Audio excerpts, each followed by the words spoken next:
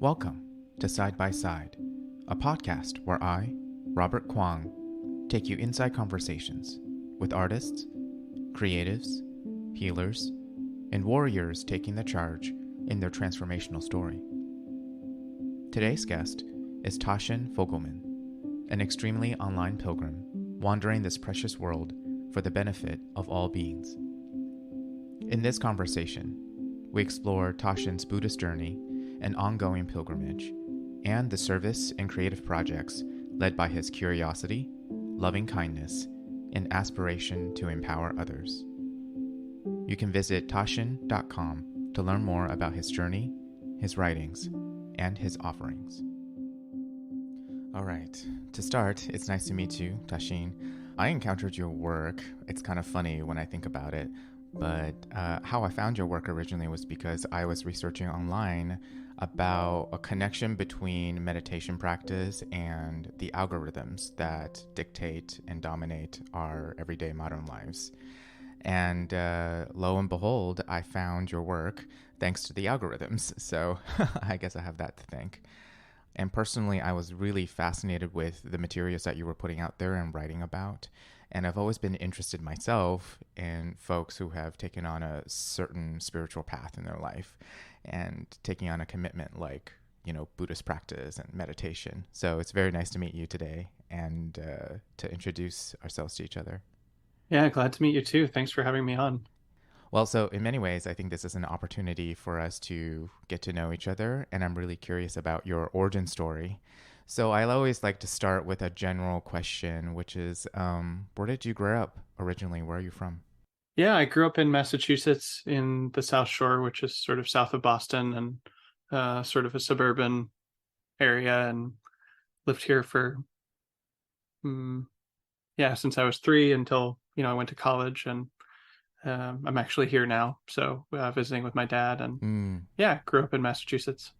So at what age do you remember when you became interested in, things like reading spiritual texts, exploring different spiritual concepts? I know for some people this can start quite young, while for others, it could be much later in their life. So when did that first occur for you? hmm Well, both my parents were Unitarian Universalist, and so I went to a Unitarian Universalist church as a kid. And as part of that, they have typically the religious education programs involve getting acquainted with other religions and traditions besides Christianity, which Unitarian Universalism is sort of nominally connected to Christianity, although, I could contend that. But in any case, it's connected to Christianity, and the religious education program involves learning about other religious traditions. And so, yeah, probably as a kid. And I know that when I was like 10, something in the religious education program involved doing a guided meditation, which I just thought was awesome. It was like a visualization exercise. And I remember just thinking it was so cool that you could imagine things in your mind, and that had effects on you. I don't know if I would have described it that way as a kid, but I was like, oh, this is cool. And then I promptly proceeded to do no more meditation until I was maybe 19, is when I started meditating regularly, and kind of formally got interested in Buddhism and other mystical traditions. And yeah, I've been pretty abidingly interested since I was 19, but I would have first been introduced to that sort of thing as a kid. Sure, yeah. It certainly seems quite different from my upbringing, which is very atheist in nature. Mm-hmm. And yet, eventually, it wasn't until my 20s, but that I started taking an interest in reading other forms of text, spiritual text, trying to study and understand meditation.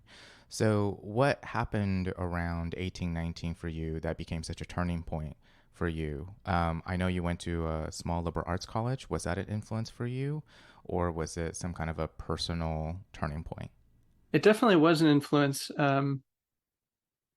Yeah, I went to St. John's College, which is a small liberal arts school, and it's a great books program. So everyone reads the same books as part. It's like an all required curriculum, and everyone reads books as part of the curriculum. And despite the name, it's not a religious school, although you do read religious texts in the education because you're getting acquainted with Western civilization, and that involves reading the Torah and the New Testament and various Christian theologians and that sort of thing. And I actually had a period of pretty intense atheism from like 16 to 18 or 19, and I knew that reading those books would be sort of upsetting to me, and I wanted to read them charitably and kind of like approach them on their own terms, but Hmm. I thought that they would be sort of triggering and upsetting for me. And Mm. so the summer before I had to read them at school, I hit on the idea of what you could basically call exposure therapy, of reading Eastern religious texts first, because I thought those would be less upsetting to me. And Mm. as I read those, I was like, oh, they're all kind of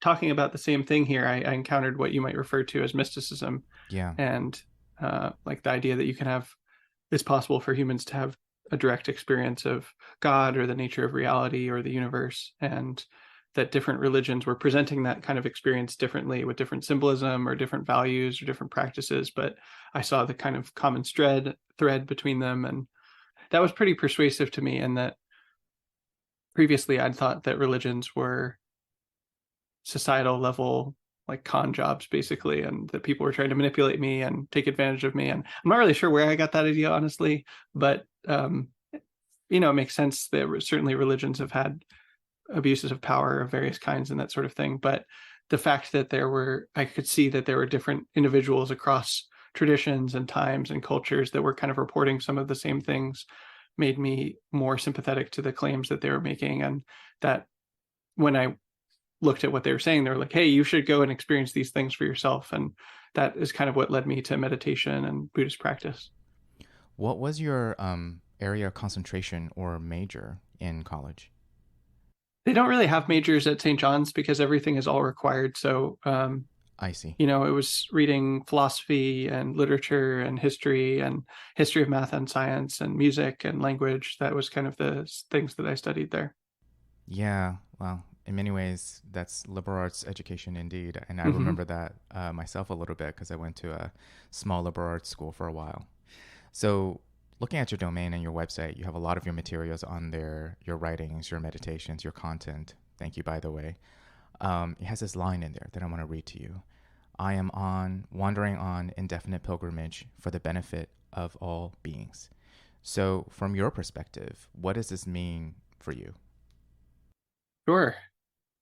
I think I took Bodhisattva vows in 2018, and that's when I received my name Tasshin, and the sash that I wear to remind me of those vows. And a simple way of looking at those vows that really enabled and empowered me to be willing to take them was kind of just seeing it as setting the intention for my life to be of service. And it didn't really matter so much how I was of service or which thing I did or who I helped or what specific projects I worked on, but just setting the intention to be of service with my life. And that was a very simple and straightforward and actionable, practical way to look at the Bodhisattva vows. On the surface of them, the text of the vows was to me kind of intimidating and scary. And for a long time, I was sort of repelled from taking them because I was afraid of, what does it mean to vow to save all beings or to end all greed, hatred, and ignorance and that sort of thing. But when I saw it as, I'm just intending to be of service with my life, that was something I could get on board with, and something that just seemed like the thing to do. It's like, what else am I going to do with my life? And a lot of the time since then, since 2018, for me has been about trying to discover how I want to be of service and what way is natural for me to be of service that feels fitting for who I am and what the world needs of me and that sort of thing. And I think that part of that answer involves what that sentence describes of being on pilgrimage. Yeah. I did 2 walking pilgrimages at different points, and that was sort of inspired by Peace Pilgrim, as well as my other primary teacher was Soryu Foral. And walking pilgrimages were just extremely profound as a spiritual practice for me.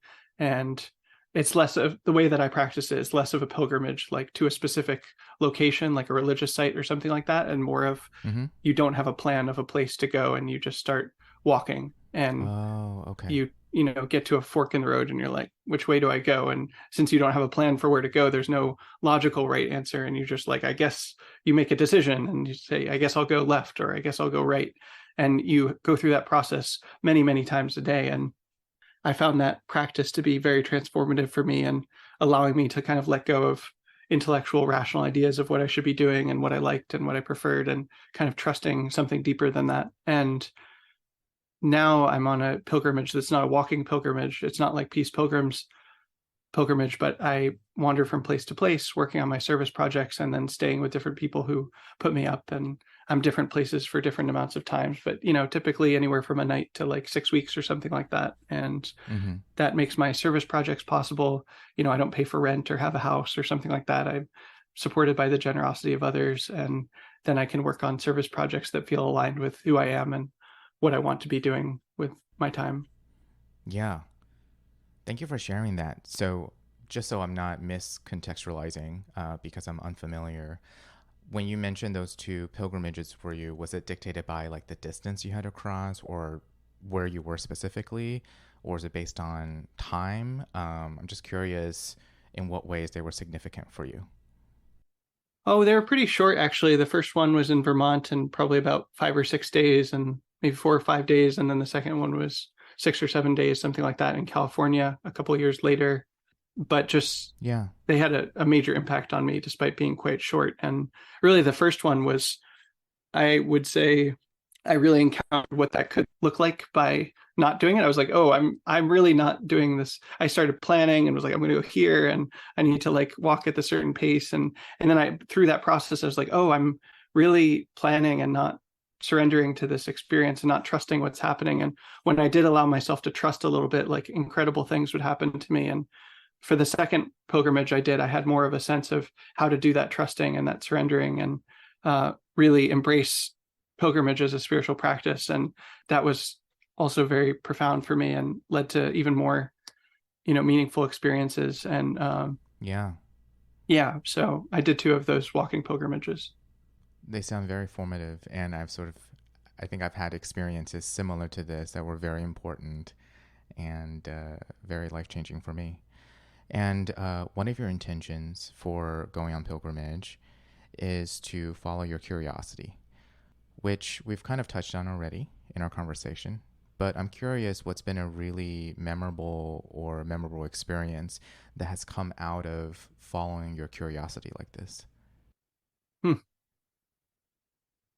Well, I repeatedly have the experience of getting very interested in a topic, or sometimes having a specific idea or a question that comes to me. And often these questions or ideas or curiosities are things that I can't explain rationally, or like, oh, I'm not sure. For example, if it's a question, right? Like I do a lot of interviews myself. And when I do interviews, like I'll often have questions come up that I'm like, oh, I've never asked anyone this question before. And it's kind of a weird question. And I'm not quite sure why I'm asking it. I don't know how they're going to answer it.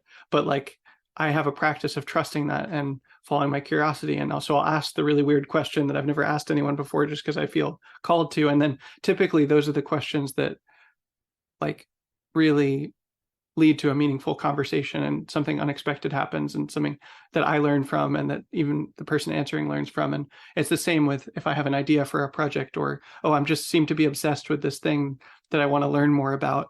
I may not understand yet why I want to learn about that or what's drawing me towards it, but I just trust that and go with it. And, it may not be something that I can logically justify or that people around me will understand or that makes sense. But the more and more I trust these kinds of intuitions and ideas and curiosities, uh, similar to the pilgrimage, it just leads to beautiful things and goes deeper and deeper. Yeah. Can you think of a specific moment where, you had a question come to you in the moment and it led to this really amazing, conversation that wouldn't have happened otherwise if you hadn't taken that leap? Definitely. These typically, I have a lot of conversations with a lot of people, Yeah. and both on my podcast, but also off my podcast and in a variety of contexts. And pretty much any conversation that I have, this is going to come up. And often it usually happens like deeper into the conversation, like say an hour and a half or 2 hours in, where there's a lot of shared context. I think the one that I really started to notice this trend, I don't remember the exact question, but I had a gentleman named Chris Orozco on my podcast that I was asking him about his work with shadow integration and various psychological things that I was interested in, and his practice of coaching people in these things. And I remember asking him a question maybe an hour and a half or 2 hours into that conversation that I was just like, I don't quite know why I'm asking this. And it's like, it was a very weird question. And he was just like, oh, wow, no one's ever asked me this before. And he ended up sharing something that he had apparently like not told anyone except like very close friends or family before, and just because nobody had asked really, and it wasn't something that he felt called to share independently. And I don't even remember the specific question or what he said, but it was very significant to me because I saw how very clearly how asking the really weird, unusual question, I was like, I just really have the inkling to ask this, led to such a beautiful conversation and connection. And since then, I've really tried to lean into that more. And as I say, that I would say that happens most conversations that I have with people, especially if they go over like an hour and a half or 2 hours, or I already have sufficient shared context with that person. I think a lot of it is depending on having shared context. And like, I couldn't ask you a question like that just off the bat because I have very little awareness of who you are or shared context. But, after a couple of hours of conversation, you can kind of go in a very particular direction that makes sense in that relationship. It's so funny how often that reflection comes up of someone just saying, wow, I've never talked about it because no one's ever asked. And, sometimes there would be a moment, could be as simple as asking a question that is a little bit unusual outside of the box. And I certainly hear that in the conversations that you share online on your podcast, and your willingness, by the way, to put in the time and energy for the conversation to be fully explored. Many times when people are trying to create content and producing these conversations as content, they might have a particular structure that has to be adhered to. But I really hear you really allowing these conversations to be exactly what it wants to be and what it's going to be in a way that is unedited, which I think has value in its own. So anyway, I also wanted to ask you about the concept of the vow in Buddhism, which is pretty important. You've mentioned one of your teachers, Soryu for All. That's right. Has a description about the vow that I thought was very evocative. And he describes the vow as our most authentic and kind life. Our purpose in life isn't just what we want to do. Our purpose in life isn't what others want us to do. Our purpose in life is the place where what we want and what others want meet. So I think you've touched on this a little bit, but I wanted to ask the question, what did it take for you to take this vow? This is not a journey that I've undertaken myself, so I'm curious to ask you this. Well, I ask myself this a lot because part of my work, what I call my empowerment work, involves believing that everyone has a vow and seeing who I'm in a position to support in this process. And, I ask myself, well, how did I get there? And the people that I know that seem to be living in accordance with their vow, what are they doing to do that? And if it's difficult, what kind of obstacles come up and what is that process? And yeah, I could answer this a lot of different ways, but I think I'll answer it somewhat practically because I imagine you and other folks are like interested in how to do this practically rather than the circumstances of my particular life. And I think the very first thing is just to put on a way of seeing or a lens that people do have purpose in life and that there is something like a life purpose or a vow. Like you try that way of seeing on like, well, if my life did have a purpose, if I did have a vow, if I'm here for some kind of reason, what is that? And not needing to prove it logically or justify it intellectually, but just exploring what would it be like to live that way and what would I see about how I'm living? Like, what am I feeling called to do? What am I here to do? And sitting with that question and exploring it. And then also knowing that one of the things I really like about this framing of a vow, rather than say a life purpose or a vocation or something like that, those can have a few different connotations that I think are tricky. And in particular, the idea that it's destined or there's something specific you're supposed to do, maybe that God told you or the universe or something, or that's in who you are or something. And he talks about a vow as where these forces meet yourself and the world. And in that meeting, I would describe as your vow is emergent and it's iterative. And so it's not something predestined that there's a specific purpose you are supposed to fulfill. And it's more like a discovery process. And so it's an iterative, dynamic process rather than a specific like checkbox you're supposed to check or something like that. And from that perspective, the thing to do, if it's dynamic and discovered rather than, you have to figure out the right answer and get the right answer, is just try things, just really try things, do experiments, iterate and be like, well, for me, it was like, oh, I think, for example, this was a big moment for me. I was like, I think I should make a music video. And I've made 2 of them now. And, if you told me 5 or 6 years ago I was going to make music videos, I'd be like, what are you talking about? That's crazy. And there was no one that asked me to make music videos. There was no one's like, hey, Tasshin, please make music videos. But I've made them to sort of inspire people to do loving kindness practice and give people a sense of what it's like to do it, and sort of transmit that. And that was an experiment. I tried making one music video and I was like, oh, that was great. And then I had this other idea for one that would be animated. And then I made that, and like that, those were well received. And I learned, different things about how to make them. And I noticed that I enjoyed it. And, I gained new skills and that sort of thing. And just letting yourself try things really in the short or midterm, like not committing. Something you can kind of do as an error, which I certainly did, is like being like, oh, this is what my life is supposed to be about. Like for me, this was thinking that I should be a monk. I was like, oh, I'm supposed to be a monk, and maybe I should just do that for the rest of my life. And that's my life purpose or something like that. And it's not, I didn't find it helpful to like pre-commit myself to something for the rest of my life and be like, this is what, have a fixed idea of what my life is supposed to be about. Instead, just trying things, and everything you do is a learning experiment. That's like, some things go well and you enjoy them, some things don't go well and you can grow through those.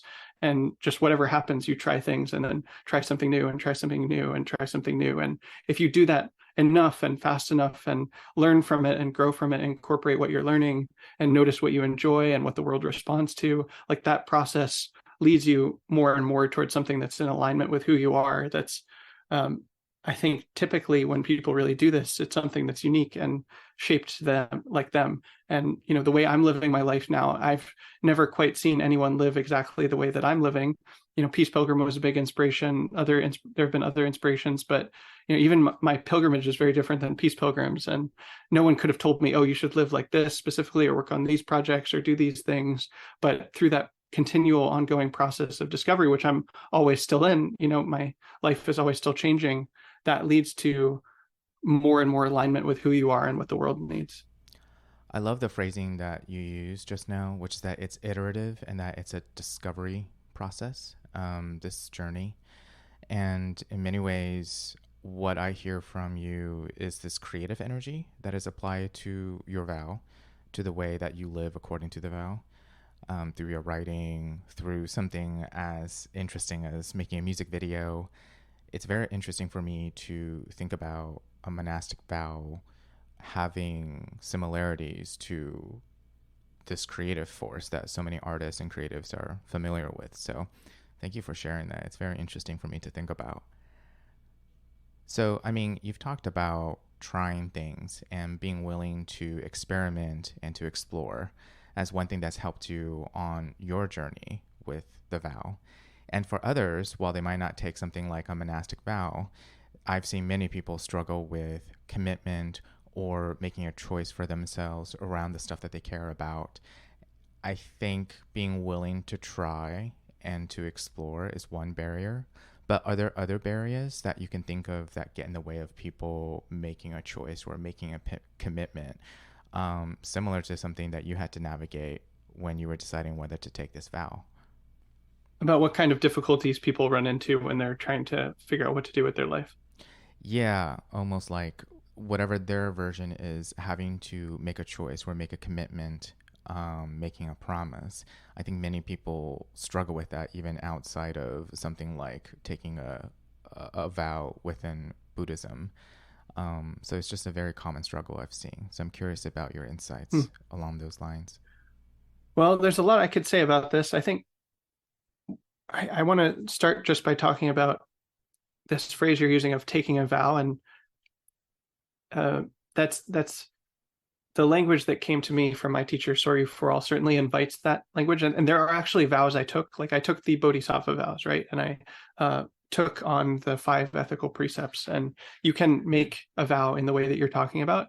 I think what we're talking about here is slightly different in that it's not so much taking a commitment or agreeing to do something that is like an external norm or something like that. It's much more like another metaphor for it could be like, you are an artist and your life is the piece of art that you're creating, and your life is this canvas that you're creating this beautiful piece of art that only you can make, right? You're the only one that can make art of your life. And so the question is, what kind of art do I want to make? And what is the art that only I can make? And that's much more of a discovery process than like committing to do a specific thing or taking on certain things, which I would certainly recommend. I wouldn't dissuade someone from doing that, but this is about the whole of your life and the shape of it and what you're here to do. And that's slightly different thing, which again, that word could be kind of confusing for that reason. Yeah, it's not a project to manage, right? Exactly.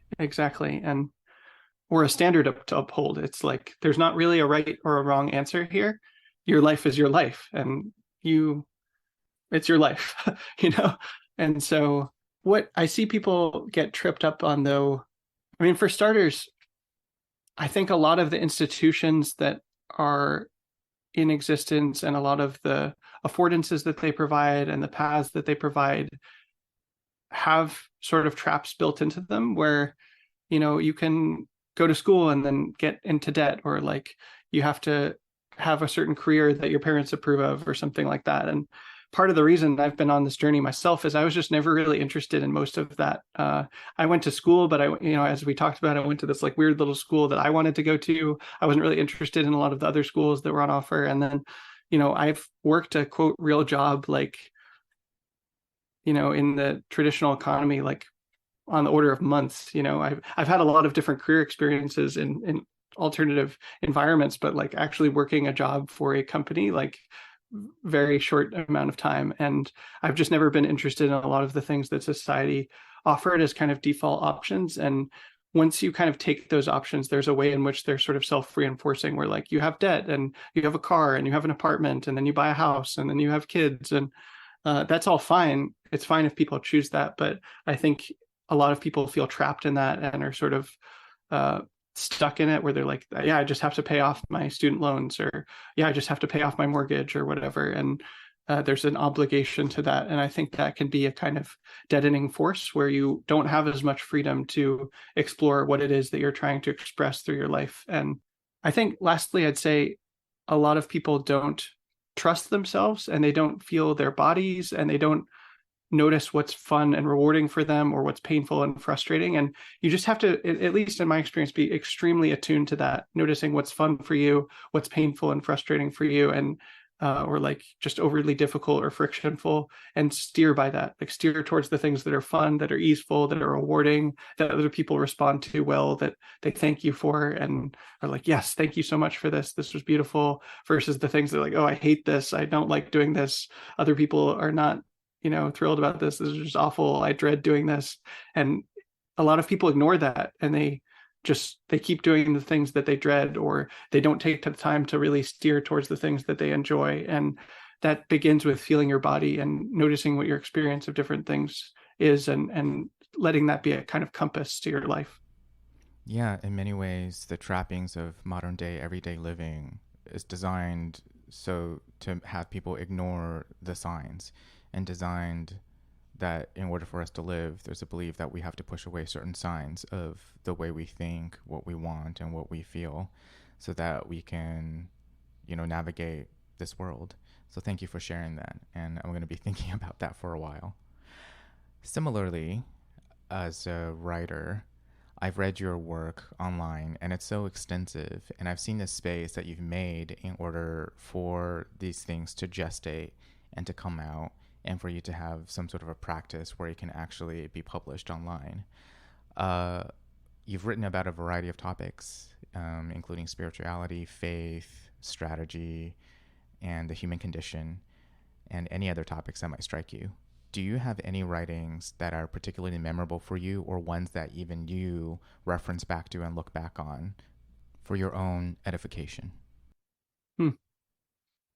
Well, first off, I'd say that I think one of the things that just even this conversation I'm noticing is unique about my writing is the fact that I am interested in connecting a lot of diverse ideas that wouldn't normally be connected. And there are various things that I've been obsessed with in my life, or gotten really interested in, or gotten very curious about. And there are plenty of people that have written about any of the things that I've gotten interested in, but then the suite of things that I happen to be interested in, there aren't many people who connect them. And, Hmm.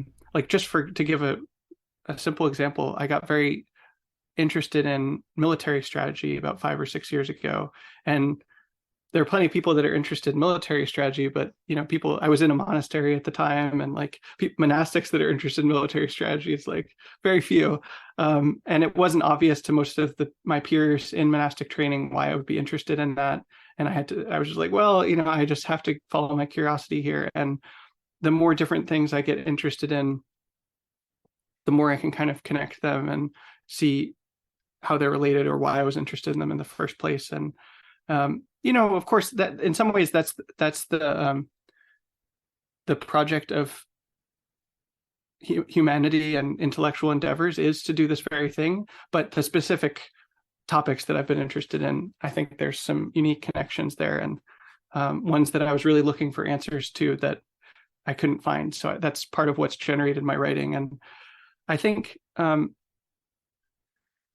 as far as memorable pieces of writing or ones that I return to, a few come to mind, but I'd say that one of the pieces, like genres that I've written a lot about, is something I call an informational blog post, which is there's some topic that I got obsessed with or interested in, and then I sort of write the introduction that I wish I'd been able to read when I started getting interested in that topic.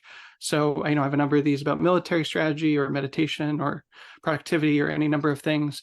And I love writing those posts. And to some extent, they're kind of a known quantity for me. And I wouldn't say they're like quite boring, but they're very predictable. And it's like, yes, I like writing them and I'm glad I write them and they're of benefit to the world. And the pieces of writing that come to mind when you ask me that are ones that are just much more eclectic and more creative and playful. And they're not these informational blog posts. I think one called The Dark that I wrote last year, or I wrote a little novella last year called Theodicy, or earlier this year I wrote a piece called A Tale of Two Boxes.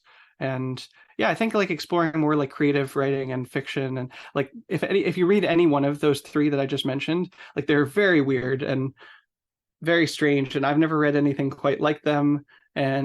But they were like the thing that I wanted to write. I was like, here we go. And I don't know that they'll make sense to anyone other than me to some extent, or like fully, but it's like, this is what I need to write for me, for my own soul and my own expression. And happily, I think people have enjoyed them, or even if they don't fully know all the references I'm making or something like that, there's something that comes through. And yeah, those are ones that I return to that feel almost like, I think this is something I've seen through visual art at first, but it applies to other mediums of expression that I've explored, which is to some extent the opportunity that creative expression affords you in any form is giving you a chance to witness yourself and almost scratching an itch that no one else can scratch for you. Like, I love to read novels and watch stories, for example, or look at visual art, and yet there's not visual art or stories that are quite the thing that I want. And quite, there's a lot of like action movies, or there's a lot of visual art about this or that, and I want to see or read or engage with something that's much more particular to who I am and what my soul longs for. And so to some extent, the creative process has been about creating the kind of thing that resonates for me. And yeah, those pieces of writing I mentioned are some things that come to mind. Like Theodicy, for example, includes in one of the chapters, I would say, like a very basic statement of the fundamental way that I see life and what it means to be alive, and some of the issues around that. And that's something that I return to constantly, to like that is almost like a measuring stick for my own life of like, oh, this is how I see the world and how I want to live my life. And it's very open-ended. It's not sort of static and fixed or like prescriptive. It's very open-ended, but it's something that's useful for me to return to, and almost a kind of scripture that my soul needed. Like, I had to write the scripture that I needed to hear, rather than I couldn't just read the Bhagavad Gita or the Torah or, the Buddhist sutras to find the specific things that I needed. As much as those texts might have been helpful or inspiring for me, I had to write something that my own soul resonated with. Well, I love your personal writing or creative writing, however you want to call it. And I love this piece that you just mentioned, The Dark, and I was wondering if I could read a little section from Oh, it that sure. was particularly resonant for me. So it goes, if you listen to songs over and over again, on repeat, they begin to blur with your experience, with your hours and days, with the places you go, and the circumstances of your life. A sound becomes a place.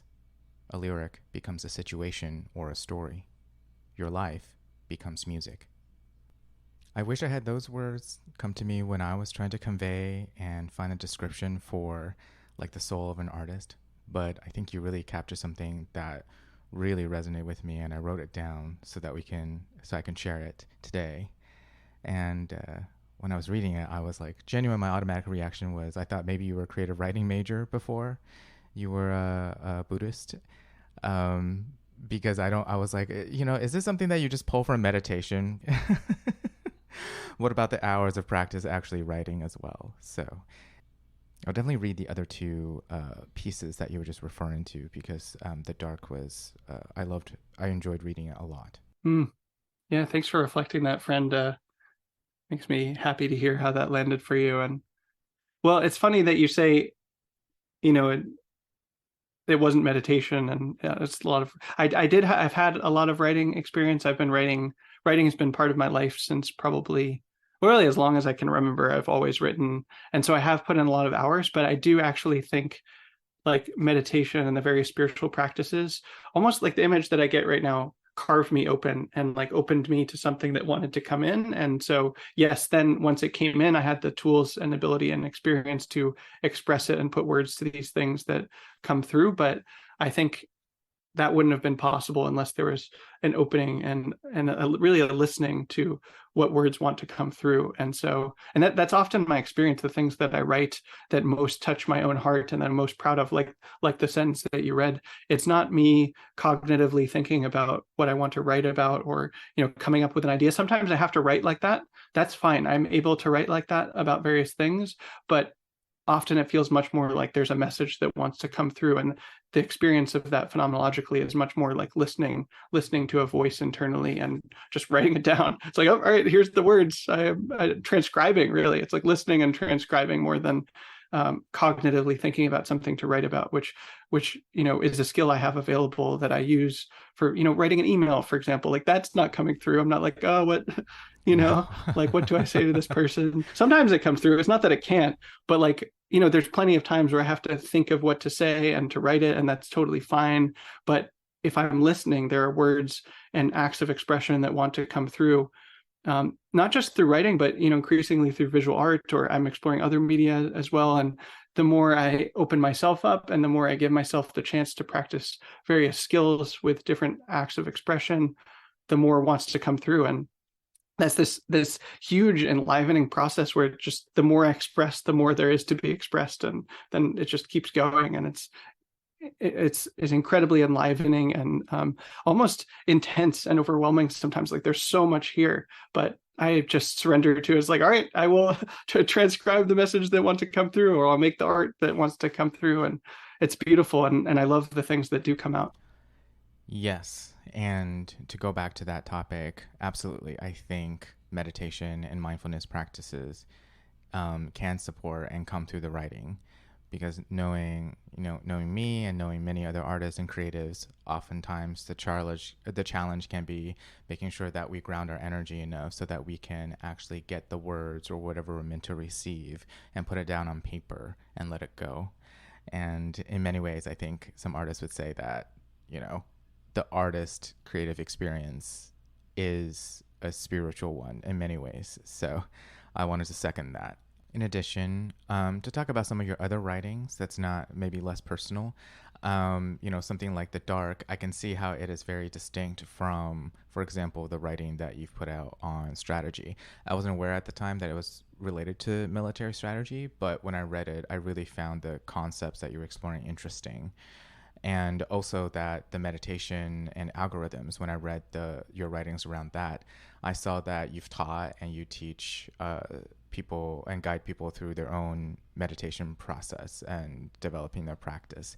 And I'm really fascinated by your open-mindedness about the integration between technology and meditation. I think you developed software in order to help facilitate people cultivating their own practice.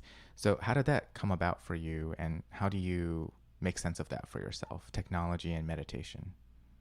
Yeah, the post you're referring to is you went pretty deep in the archives. I guess that's how you encountered me in the first place. But that is something I would have written around 2017 or 2018. And yeah, I don't actively teach people one-on-one, which I was doing at the time.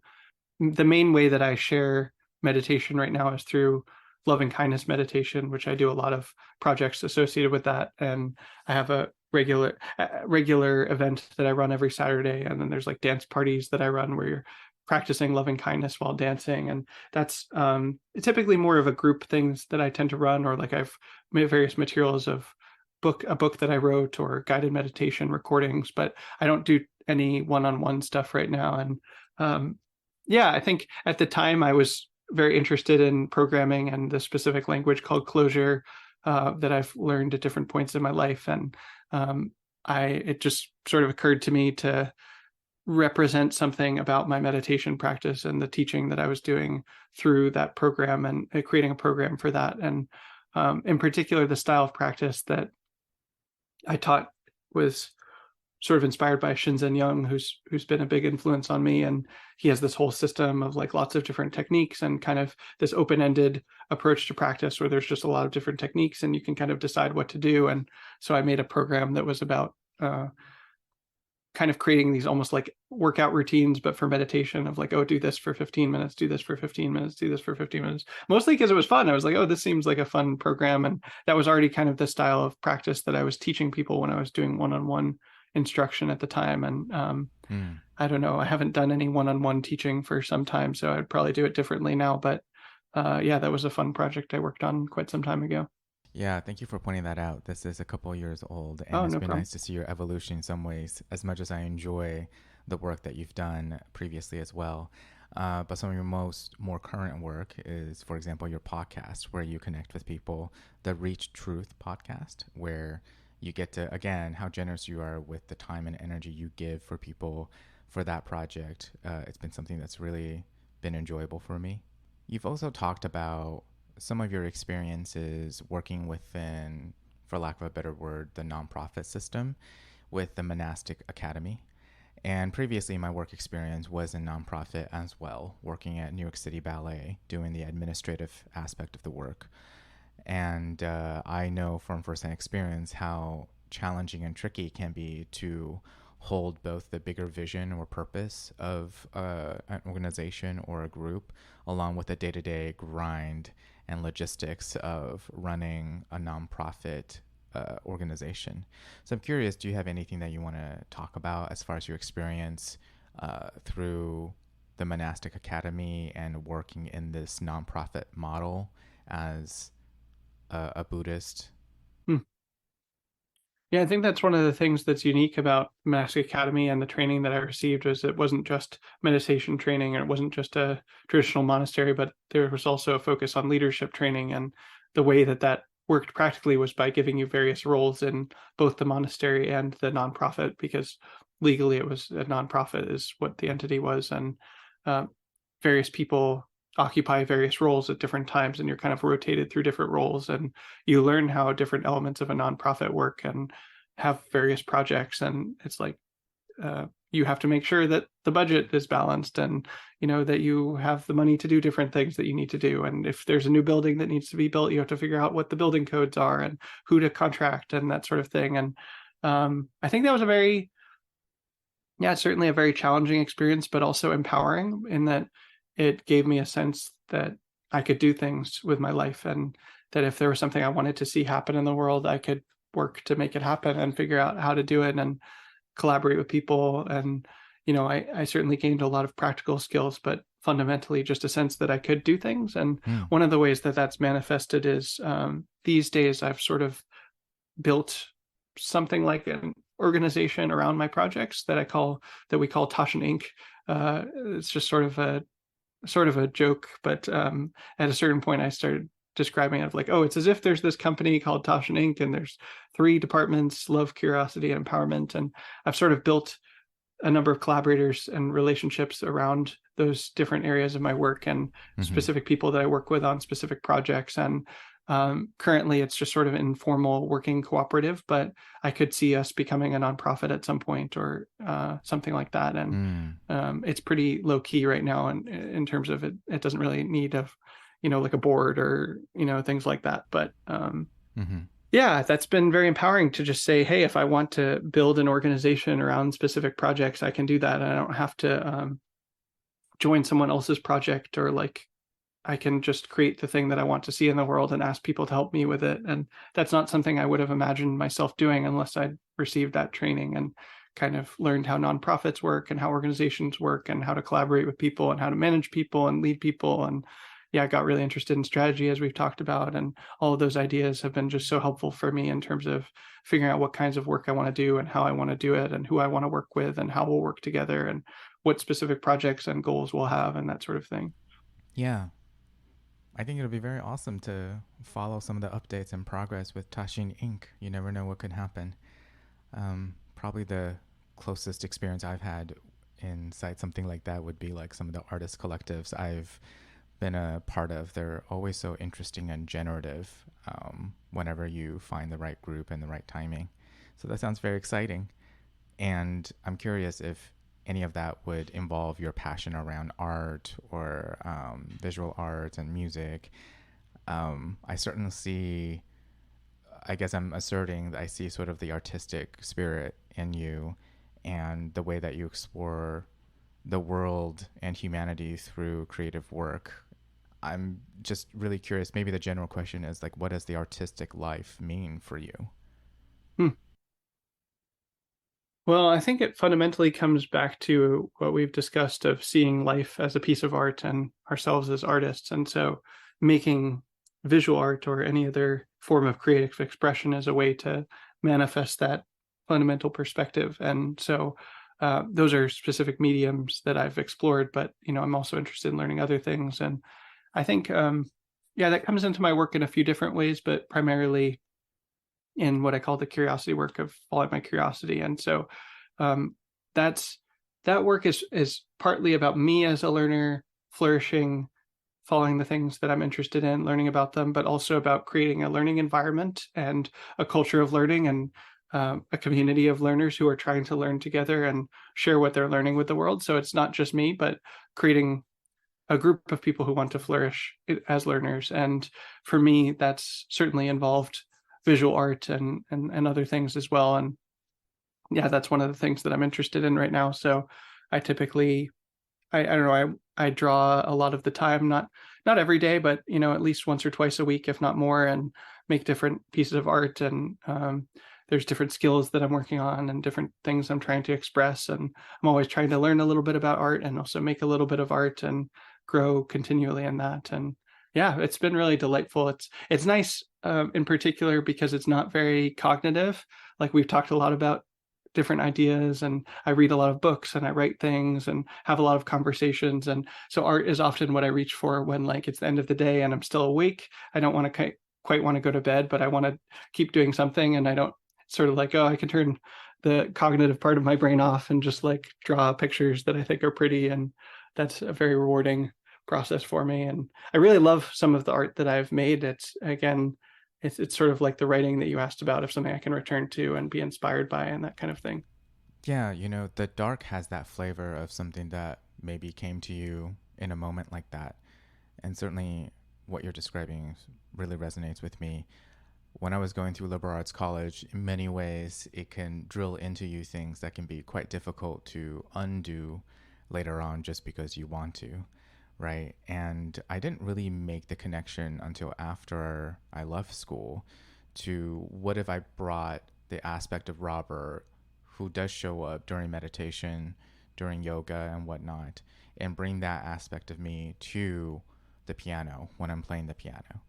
And it took me a long time to figure out what I even meant by that, or what that might look like, or what would it feel like. Partially that's because I had such a creative block around music myself for so many years. But eventually there was something about, meditation, exploring spirituality and faith, taking care of your well-being, self-care, and bringing it to creativity, creative expression, and what would happen then. It wasn't until much later in my life that I started exploring that and trying to find what that looked like for me, to not separate what it means to practice meditation and what it means to create art. And it probably didn't occur to me until like a few years ago, even. So, Hmm. Well, I'm pretty new to visual art. I actually only started making visual art regularly a couple of years ago, and I think, yeah, my all of the work I've done with my practice has certainly been helpful. And I think one of the things that's most fundamental that's made it possible for me to explore visual art is refusing to participate in a concept of self that would get in the way of me actually making art. So, for example, I should be good at art, or, you know, I should be better, or something like that. It would be so easy for me to look at my art or my experience and be like, oh, I'm not that good, and I should be better at this, or oh, I've just started a couple of years ago, so I'm not that good. And it's like very clear to me on a phenomenological level that if I participated in that idea, if I fed those thoughts, if I thought those thoughts repeatedly, that would be detrimental for me, and I wouldn't enjoy making art, and I wouldn't make the art, and I wouldn't be making things that are really speaking to me. And so from the beginning, I've just been like, oh, I don't care if what I make is good, or other people like it, or, it's beautiful, or it's technically skilled. I'm just going to make what I feel like making. And, in kind of the way that you do when you're a kid and you just have some crayons or some colored pencils or some watercolors, and you're just like, let's go, I'm going to draw a sun and my mom and dad, and it's going to be great. And it's like really scribbly, and like that piece of art actually is good because it really does express something that's true for that child. And it's not about it being technically proficient or, the most beautiful piece of art ever created. What really matters is the expression. And I think that's actually more of a bottleneck for many people, is coming into contact with what's true for them, because it's been kind of obstructed and occluded through various forces. And, I don't know what your experience with piano and getting blocked has been, but I imagine something like that. And, that happens for a lot of people. And I just never did that with art, because I started when I was like 27 or 28, or I don't know, 30, I forget. And oh, really? in any case, what's that? Wow. Yeah. No, I'm a surprised. Yeah, that with the amount of time you spent with visual arts, it's very surprising. But obviously, with writing, it's something different. I can see you've been using that medium for so long. And in many ways, I can see how certain aspects like competition and comparison just wasn't cultivated because of the time when you started. And there are benefits to that, I think. And for me, I might describe it as, for a while, being an artist, I interpreted it as, my art is my identity and who I am. And I internalized a lot of stuff that had nothing to do with me. Or maybe it was just something that was relevant for a moment in time because of a creative project, or just a place I had to take myself. Because of that and how intense that can be, I know me and many other artists I know stepped away from their craft and their practice. Also in adulthood, it's easy to do that because you have very valid reasons. For example, just worrying about survival and paying all your bills. So going back to like the connection I found between meditation and mindfulness and creativity, I found these areas to be sort of the pillars that could help me reconnect with my inner child again, for lack of a better word. And it didn't occur to me that these parts of us, like the inner artist and the inner person of faith or spiritualist, could be connected to the part of us that's kind of timeless, that's been with us since we were born. And the exploration of that really became like a saving grace for me, and kind of where I am in my life right now. And so I kind of hold them hand in hand in many ways. And it's been really interesting exploring that with you, sort of seeing that in another, I suppose. So here I am peppering you with questions around this area because of how important it's been for me in my life. So thank you. Absolutely. Yeah. And I love hearing about that. Thank you for sharing. Well, thank you for indulging me today. And I'm sure we could go on forever, but I want to respect your time today. And thank you for being willing to connect with me over the internet to start. And thank you for holding this conversation like this. It's been really fruitful for me. Well, thanks for having me on. It's been delightful to talk with you, and Thanks for your questions and your curiosity. And yeah, wonderful to meet you and share with you. So before we wrap up, just to confirm, what's the best way that people can connect with you? What's the best way that people can find your work, your writings, and any other offerings that you have for people right now? Sure. I'm on Twitter, or X as they're calling it now, as Tasshin Fogleman, and that I post there a lot. And then probably the best thing to do, though, is go to my website, Tasshin.com. That's TASSHIN.com. And I imagine that different people would be interested in different things. So there's hopefully a way on there to kind of follow your own curiosity. And, maybe you're interested in strategy or loving kindness meditation or what a vow is. And there's something in there for everybody. And that's probably the best portal to the different things that I've been on about in this conversation. Yes, along with ways to support you, your Patreon, and just so much material that I think people can dive into that would be a pleasure. So, thank you. My pleasure. Thank you for tuning in. Listeners are welcome to connect with me over Instagram and LinkedIn. You just have to search my name, and I love to hear from you. If you'd like to learn more about my work as a coach and artist, please visit www.robertkwonghome.com.